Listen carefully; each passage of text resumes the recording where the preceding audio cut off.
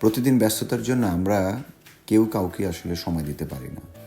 তাই আজকে আমরা ঠিক করলাম যে হল্যান্ড রিজ পার্কে যাব আমার প্রিয় কিছু সহকর্মীকে নিয়ে, আমার পরিবারকে নিয়ে। সেখানে আমরা কি কি করলাম, কত সময় লাগলো, কিভাবে টিকিট পেলাম, সেই জিনিসগুলোই আপনাদের সাথে শেয়ার করব।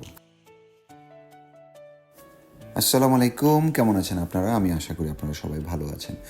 আজকে আমরা যাব হচ্ছে হল্যান্ড রিজ পার্কে, যেটা আমি প্রথমেই বলেছিলাম। আমাদের টিকিট কাটা ছিল 4টার সময়।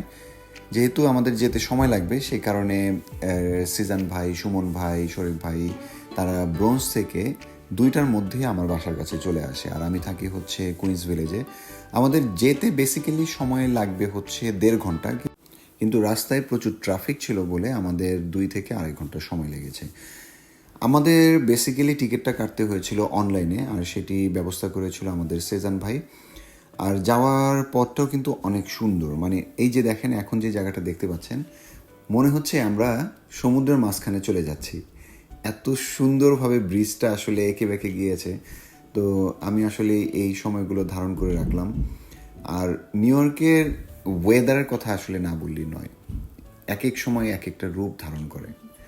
আমরা চলে আসলাম টিউলিপ গার্ডেনে। সেখানে আমাদের অনলাইনে টিকিটটা শো করার পর তারা আমাদেরকে ভিতরে ঢুকতে দেয়। এখানে জনপ্রতি টিকিট হচ্ছে $17 করে। আর আমাদের একটা ধারণা ছিল যে আমরা হয়তো অল্প কিছু সময় থাকতে পারবো, কারণ পৌঁছাতে একটু যেহেতু দেরি হয়েছিল। কিন্তু আসলে সময়টা যে এত সুন্দরভাবে আমরা পার করেছি, আর ঢোকার পরেই না কারো এতটুকু চিন্তা ছিল না যে কতক্ষণ থাকবো, কি করব না করব। এত কালারফুল পুরো জায়গাটা, আর এক একটা জায়গায় এক একটা কালার। আমরা আসলে জায়গা খুঁজছিলাম যে কোথায় আমরা ছবি তুলব। যখন একটা ছবি তুলি মনে হচ্ছে যে আবার পাশের জায়গাটা আরও সুন্দর। আর এত মানুষ, আসলে একটু ফ্রি জায়গাও খুঁজছিলাম যে কোথায় সুন্দরভাবে আমরা একটু ছবি তুলতে পারবো। আর পরিবেশ মানুষকে আসলে একটু ছেলে মানুষটা বাড়িয়ে দেয়। আমরা প্ল্যান করছিলাম যে কিভাবে ছবি তুললে ভালো হয়, কিভাবে সিঙ্গেল ছবি ভালো আসবে, কিভাবে গ্রুপ ছবি ভালো আসবে। আসলে এক একজন এক এক সময় ক্যামেরাম্যান হয়ে যাচ্ছি, এক একজন পোজ দিচ্ছি। পরিবেশটা আসলে একটু নস্টালজিক। এইখানে বিভিন্ন টাইপের টিউলিপ, মানে আমি আসলে কনফিউজ হয়ে যাচ্ছিলাম যে আমি কোথায় দাঁড়িয়ে সুন্দর ছবি তুলব। যেখানে দাঁড়াচ্ছি সেখানেই সুন্দর হচ্ছে। আর জায়গাটা এত বিস্তীর্ণ, মানে এত টিউলিপের সমারোহ, লাল, তারপর হলুদ, সাদা, গোলাপি, তারপর মানে হরেক রকমের। দেখতেই পাচ্ছেন, কেউ সেলফি তুলছি, আবার কখনো কখনো গ্রুপ ছবি তুলছি, কখনো সিঙ্গেল। তো সব কিছু মিলাই আমরা আসলে মানে অস্থির হয়ে গিয়েছিলাম যে কত ছবি তোলা যায়। আমার ফোন আসলে একদম ফুল হয়ে গিয়েছিল।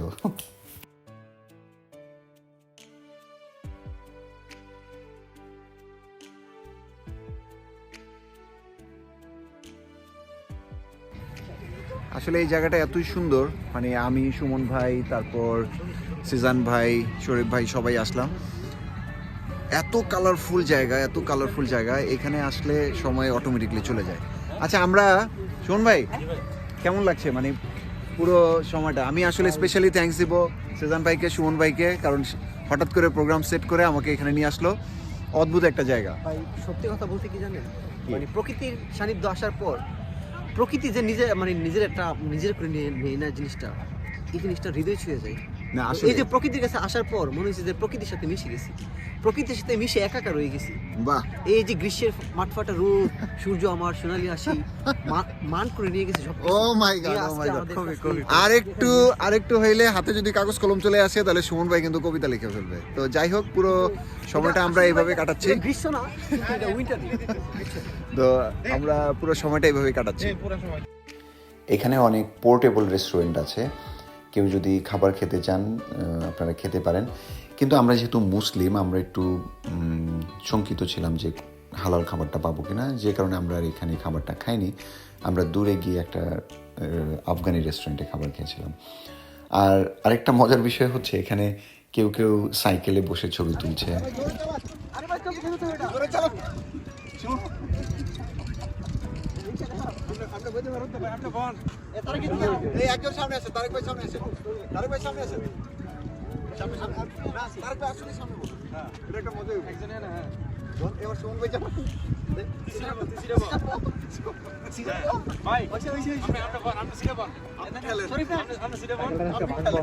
আজকে সাইকেলটা ভাঙবো।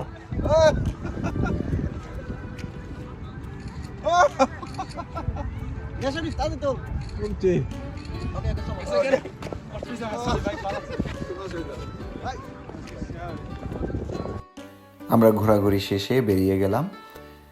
গোধূলি লগ্নে যখন সূর্য একেবারে ক্লান্ত হয়ে পড়েছে ঠিক তখনই আমরা বেরিয়ে গেলাম। আসলে ক্লোজিং টাইমটাও ছিল 7টা, আর আমরা আসলে পুরো সময়টাই এখানে ছিলাম শেষ পর্যন্ত।